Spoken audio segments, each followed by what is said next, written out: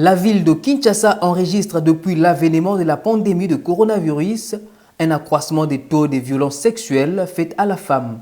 Un constat alarmant et inquiétant qui nécessite une thérapie. Voilà ce qui a poussé l'ONG Cris des femmes à l'organisation de cette conférence débat avec comme thème central les violences sexuelles faites à la femme. Pendant cette période de la Covid-19, les cas de violences sexuelles faites à la femme se sont accrus, surtout dans la ville-province de Kinshasa.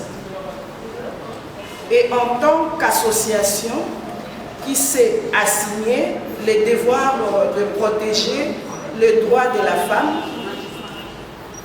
nous nous sommes interrogés du pourquoi de cela. Nous avons essayé d'analyser les réalités de la vie dans notre société à la lumière des Saintes Écritures et avons abouti à la conclusion selon laquelle l'homme est très complexe devant la femme. Plusieurs interventions se sont succédées lors de ces échanges, au nombre desquelles celle de la représentante de la ministre d'État, ministre des Genres, Familles et Enfants. Cette dernière a exposé sur le bilan des activités menées jusque-là par son ministère sur la question des violations sexuelles faites à la femme, parmi lesquelles la mise en place du plan stratégique national révisé de lutte contre des violences sexuelles en République démocratique du Congo.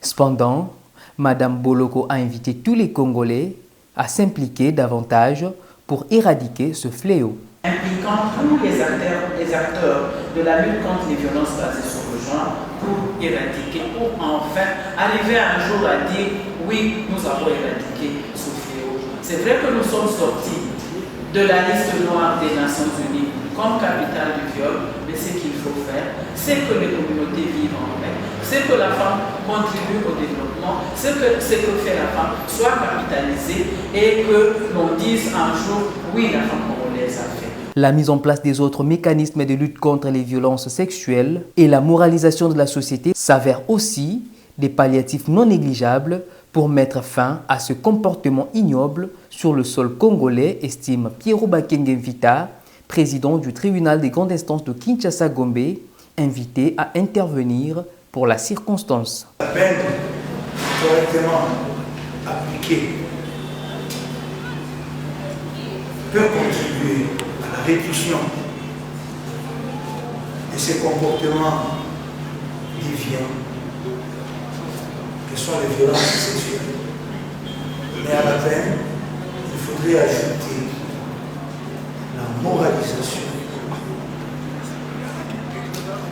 de notre société.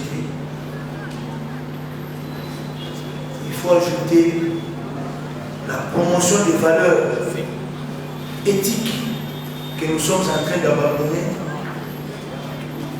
au nom de la mondialisation très mal comprise. Vu la pertinence du sujet du jour, les participants se sont montrés plus intéressés en posant des questions aux intervenants pour être éclairés et ont contribué par quelques recommandations en vue de forger des stratégies efficaces dans la lutte contre la violence sexuelle en République démocratique du Congo.